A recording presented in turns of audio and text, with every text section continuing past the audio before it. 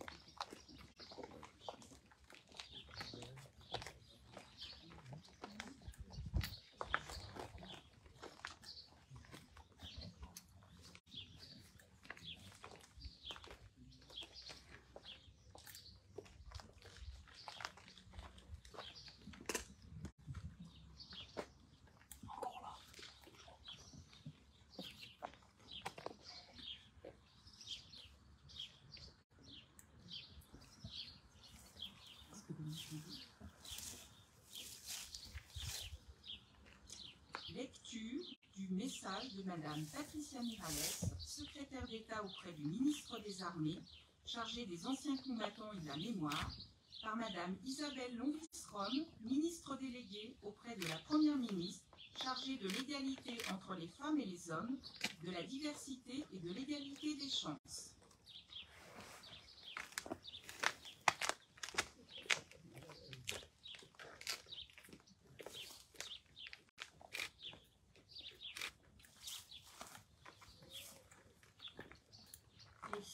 Et 17 juillet 1942, à Paris et dans sa banlieue, des juifs, femmes, hommes, enfants sont arrêtés, enfermés, maltraités par l'État français, puis déportés par les nazis.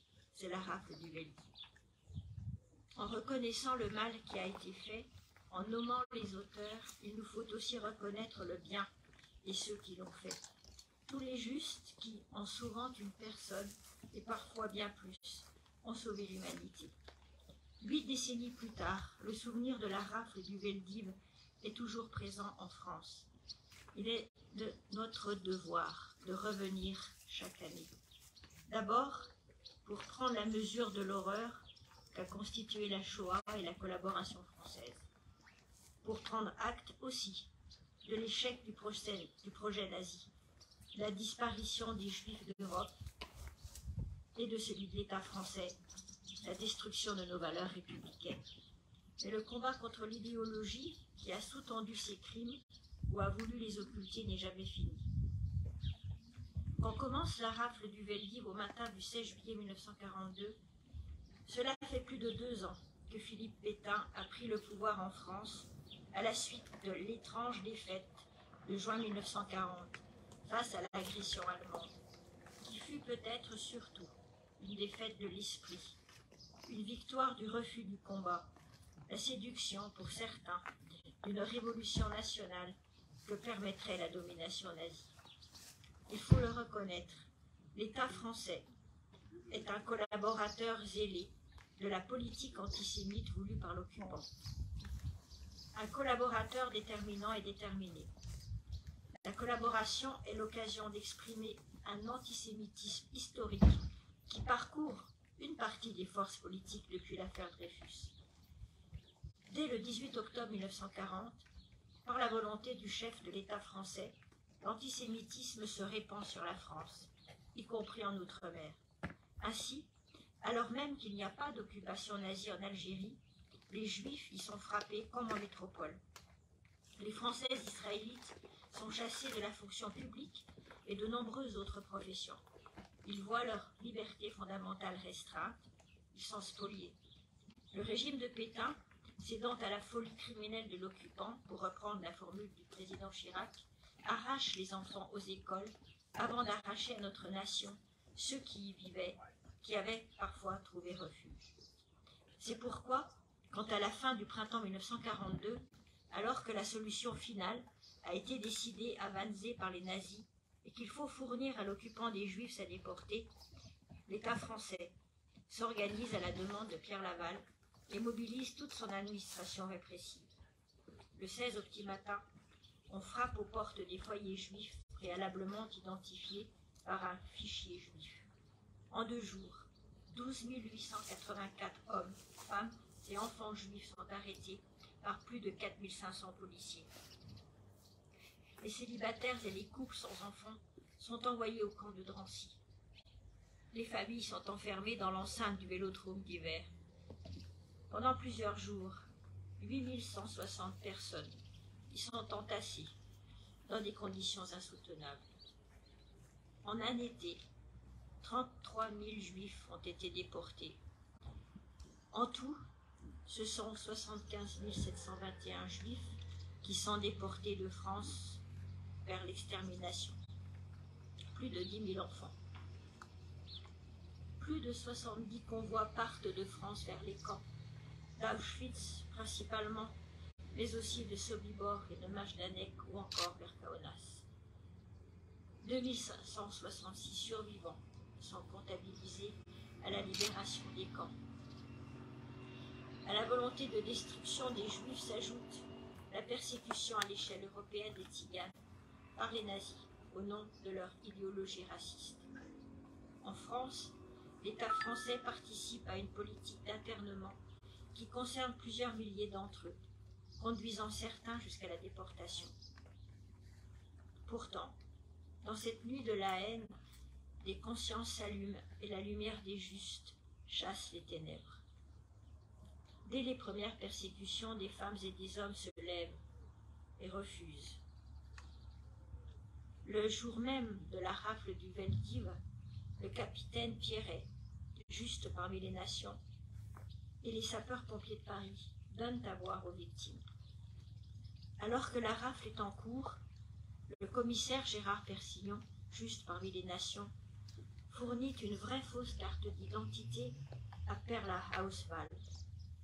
Elle échappe ainsi à la rafle, contrairement à ses parents. Ils lui permettent ensuite d'être cachée, comme pensionnaire au collège de Limoux. Le scandale moral du Veldiv marque tout le pays et des voix, qui sont celles de l'humanité universelle, s'élèvent. C'est l'archevêque de Toulouse, Jules Saliège, qui rappelle le 23 août 1942 qu'il y a une morale humaine qui impose des devoirs et reconnaît des droits. Ces devoirs et ces droits tiennent à la nature de l'homme. À cet instant, ce qui est en jeu est la nature démocratique, fondée sur l'état de droit, sur la reconnaissance et la défense concrète des libertés les plus fondamentales de notre nation, malgré la défaite, malgré l'occupation, malgré le régime de Vichy. Cette haute conscience de ce qui devait perdurer dans notre nation est aussi celle qui inspire d'autres justes, comme Camille Ernst, secrétaire général de la préfecture de l'Hérault, qui organise dès 1941 la mise en sûreté de plusieurs dizaines de familles juives. Face au mal de l'antisémitisme qui ne doit jamais prospérer par impunité ou par inaction, il faut une mobilisation collective. L'exemple formidable du combat des rescapés ou des enfants des déportés, des associations et des institutions représentatives nous montrent comment la lutte contre les bourreaux passe aussi par un travail d'histoire, puis par un effort pour transmettre la mémoire. Cela nous rappelle l'impérieuse nécessité d'écouter les derniers témoins. C'est enfin l'occasion de réaffirmer l'importance de l'étude, de la connaissance historique et, en définitive, de l'école, qui fait la force de chaque nouvelle génération, la force de notre jeunesse face à l'antisémitisme et à toutes les formes de racisme et de xénophobie. Cette mobilisation est une lutte pour la transmission, l'histoire, l'éducation et l'école. Vive la République, vive la France.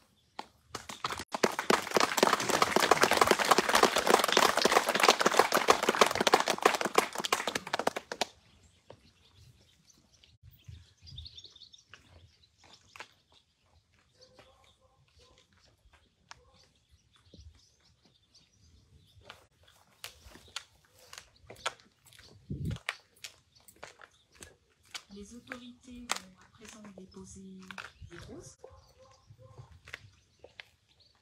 Les roses blanches devant la stèle nationale en mémoire des victimes des crimes racistes et antisémites de l'État français. Madame la ministre déléguée auprès de la Première ministre chargée de l'égalité entre les femmes et les hommes, de la diversité et de l'égalité des chances, déposera en dernier.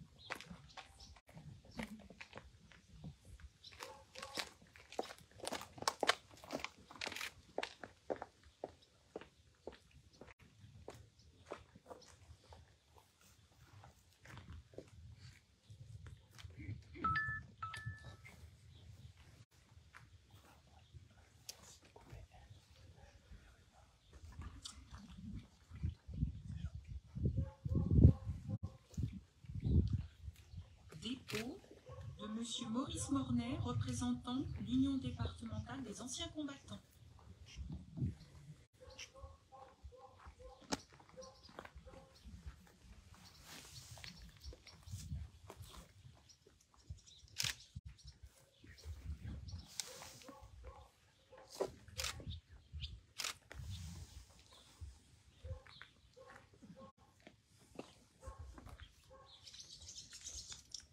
Dépôt de Madame Françoise Bouvet, présidente de l'Ordre national du mérite.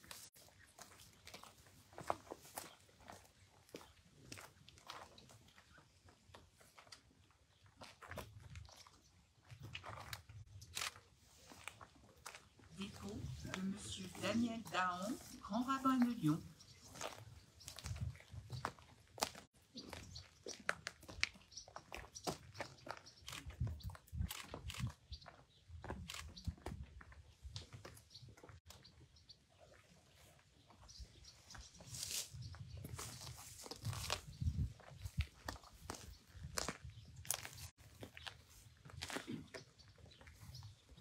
Dépôt de Monsieur Alain Sebon, président du consistoire régional Auvergne-Rhône-Alpes.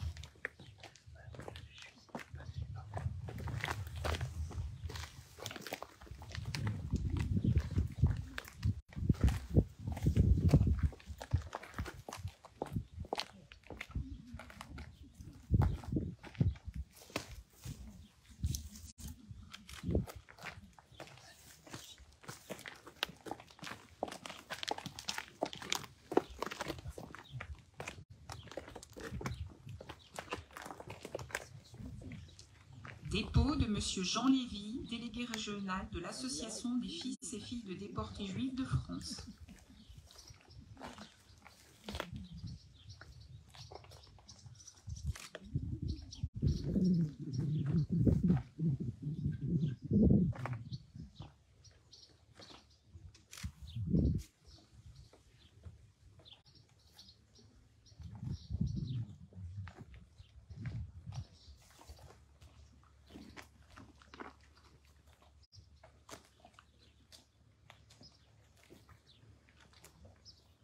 Dépôt de Monsieur Richard Zelmati, président du CRIF.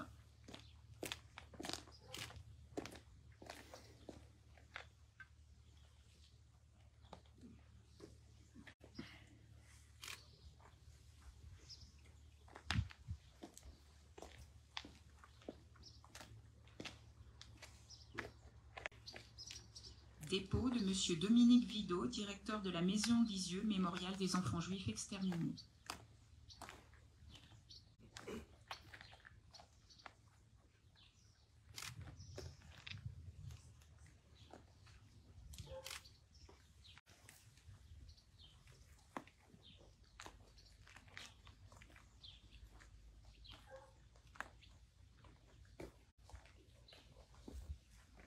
Dépôt de Monsieur Denis Martin Barbaz, maire d'Isieux.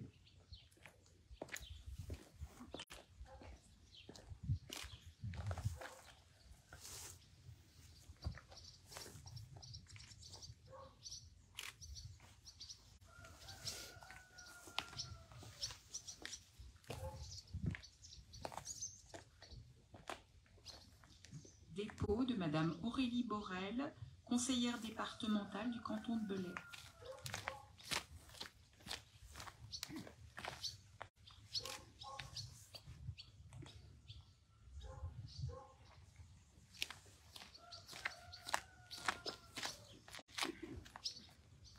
Dépôt de Monsieur Jean-Yves Edon, conseiller départemental du canton de Belay.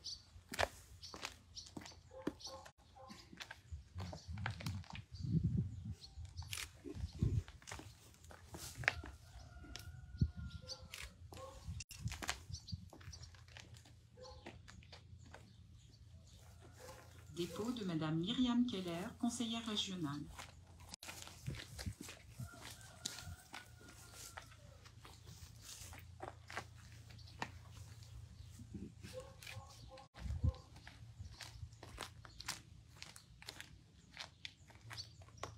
Dépôt de Monsieur Jérôme Buisson, député de l'Ain.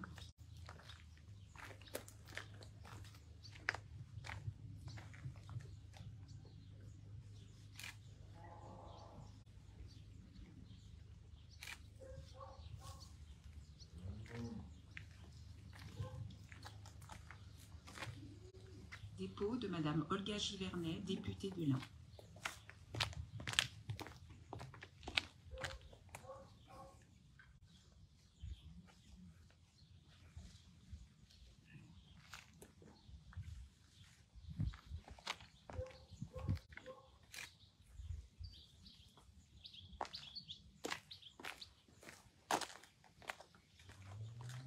Dépôt de Madame Chantal Mochet, préfète de l'Ain.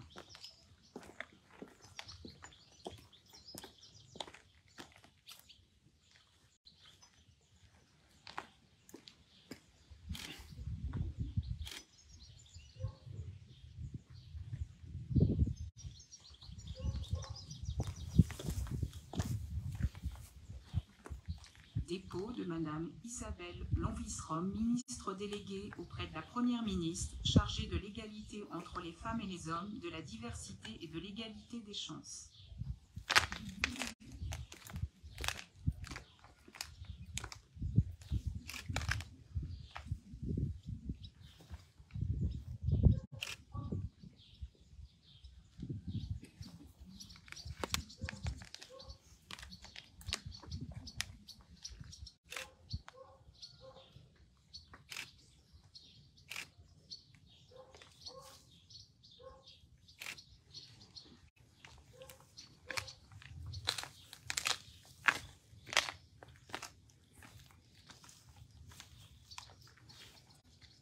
Je vous remercie à présent de bien vouloir observer une minute de silence.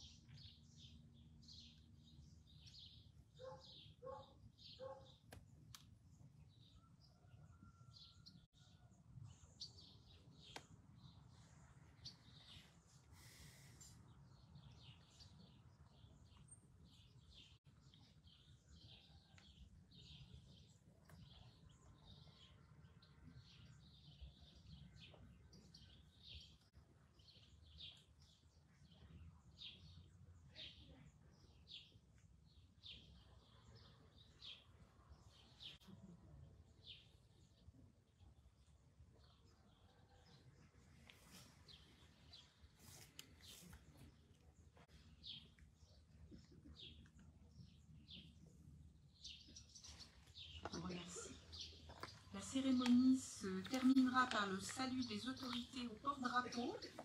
Après ce salut, les autorités et le public sont invités à se rendre devant la maison pour un moment de recueillement devant la maison. Je demanderai aux autorités, après le salut au porte-drapeau, de reformer leur ligne et d'attendre quelques minutes le temps du déplacement vers la maison, du public, mais aussi des porte-drapeaux.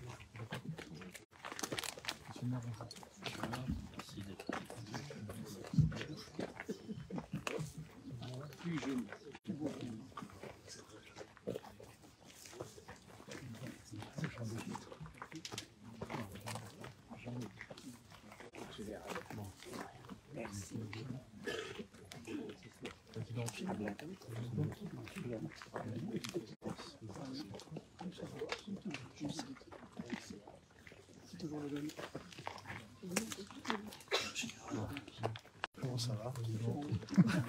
Ce que vous voulez aujourd'hui, mon bon, c'est après.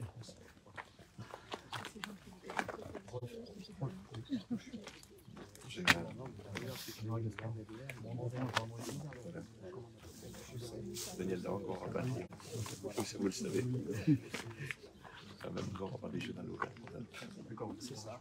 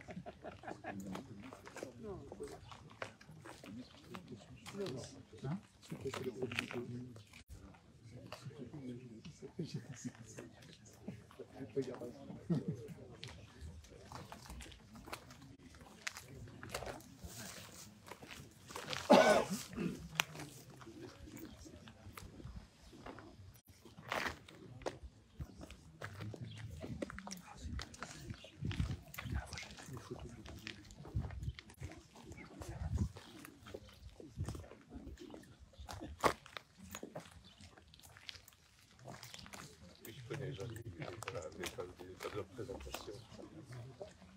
Non, ça va, je vous connais par cœur.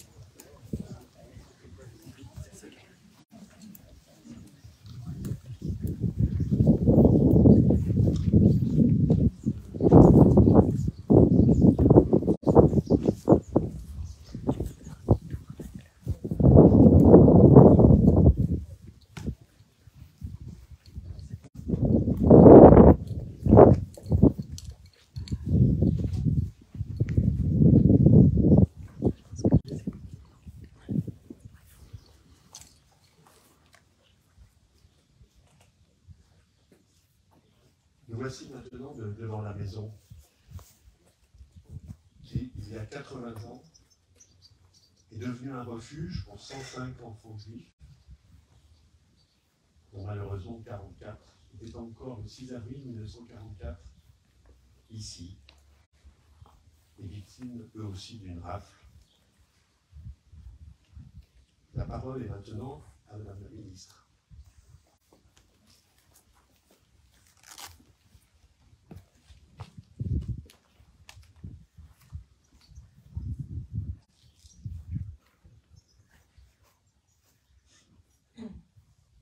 Madame la préfète, Madame et Monsieur les députés, Madame la conseillère régionale, Madame et Messieurs les conseillers départementaux, Madame la présidente de la communauté de communes, Monsieur le maire, Monsieur le président de l'AMRF, Mesdames et Messieurs, démocrates égalité. On jouait, on s'amusait, on chantait. Ces quelques mots d'enfants qui nous sont parvenus grâce à Sabine Zlatin ont une résonance forte, une résonance très particulière. Forte et particulière parce que nous pourrions fermer les yeux et imaginer dans ce cadre autrefois propice l'insouciance se répandre, la joie se diffuser, le bonheur s'installer. Forte et particulière parce que nous pourrions fermer les yeux et entendre les rires, les taquineries, les enthousiasmes. Particulière aussi parce que ces verbes conjugués à l'imparfait marquent d'emblée une rupture entre un passé dont on saisit la joie et un futur qui se laisse sous-entendre, sombre, mis à mal, interrompu. On jouait, on ne joue plus.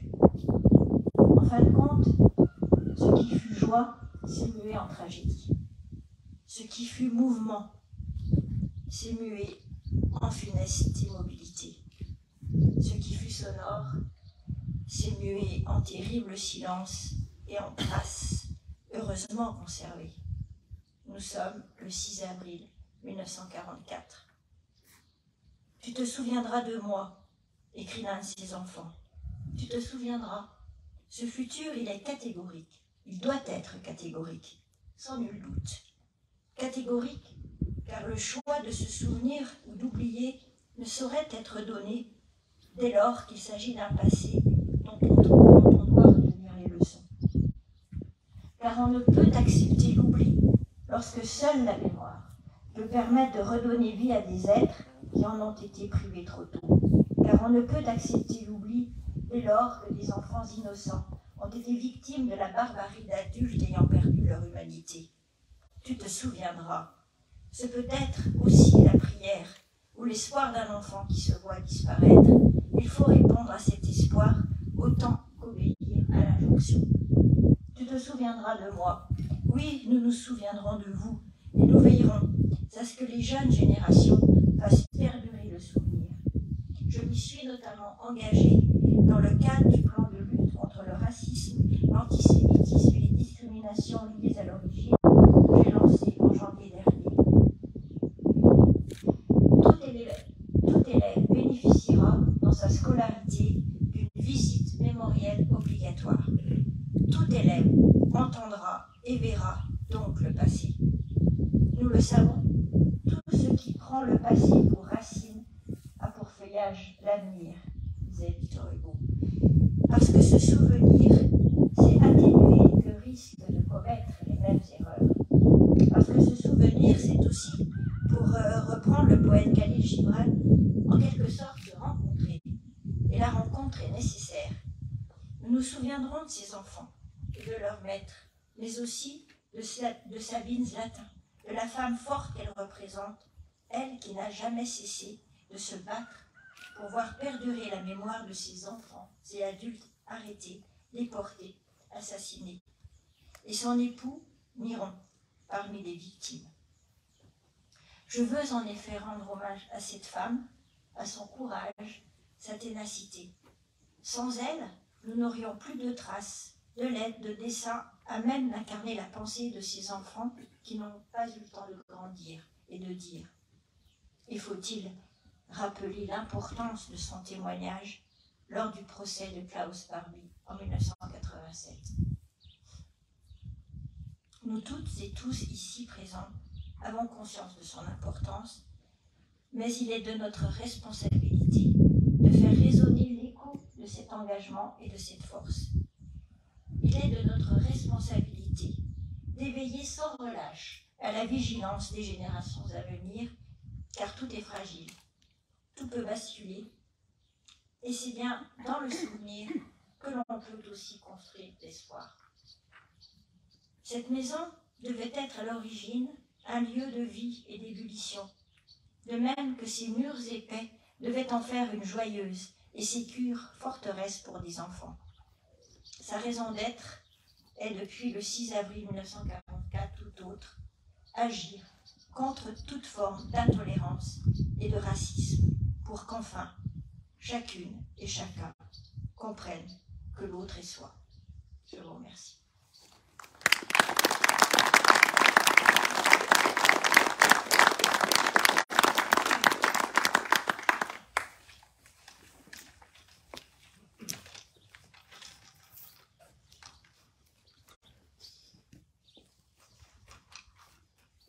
Nous allons maintenant lire les noms des enfants. Sami Adesheimer, 5 ans. Hans Ament, 10 ans. Nina Aronovitch, 11 ans. Max Marcel Balsam, 12 ans. Jean-Paul Balsam, 10 ans. Esther Benassayag, 12 ans. Élie Benassayag, 10 ans. Jacob Benassayag, 8 ans.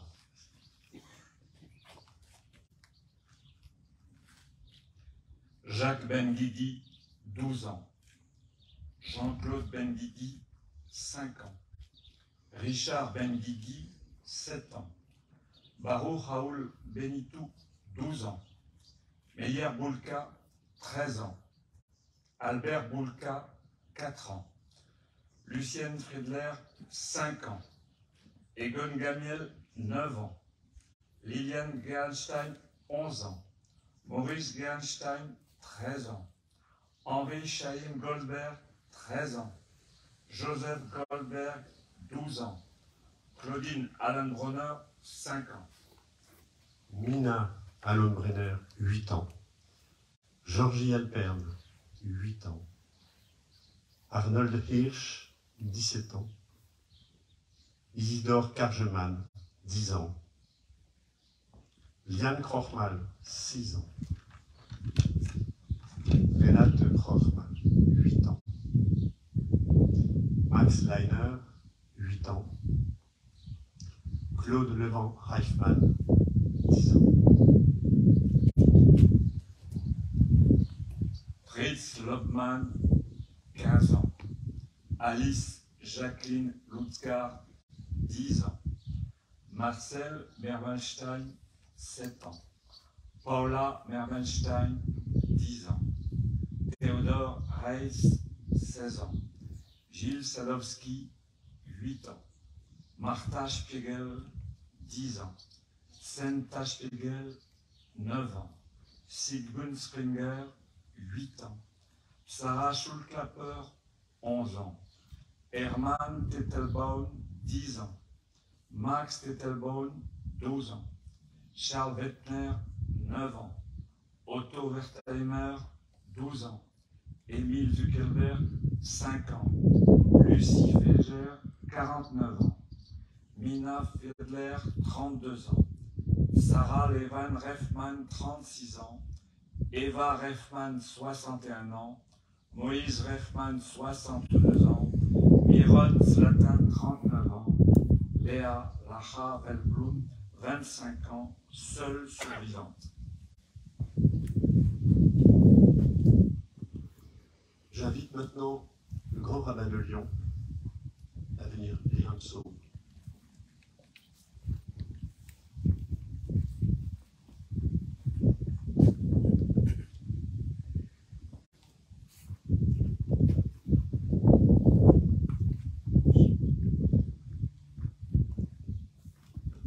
enseigne que dans l'obscurité, un peu de lumière repousse beaucoup d'obscurité.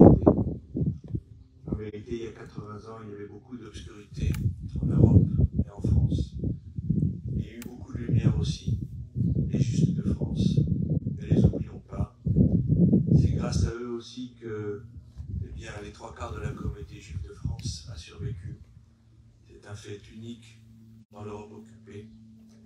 Et pour cela, ils ont droit à la reconnaissance non seulement de la communauté juive, mais de la France entière. Ils ont été l'honneur de la France dans une période sombre.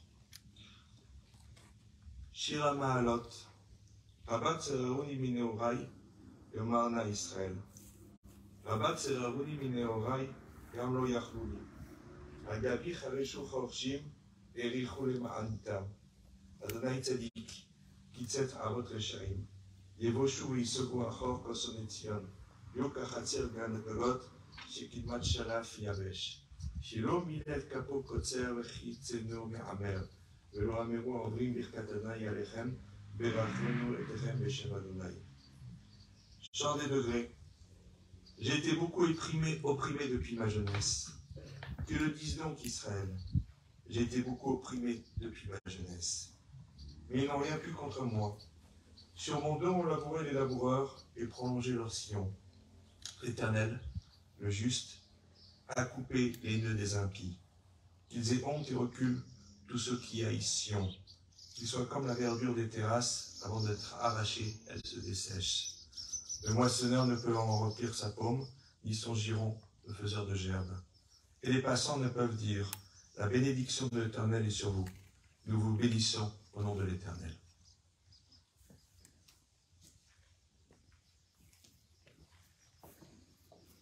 Je vous invite à observer une minute de silence.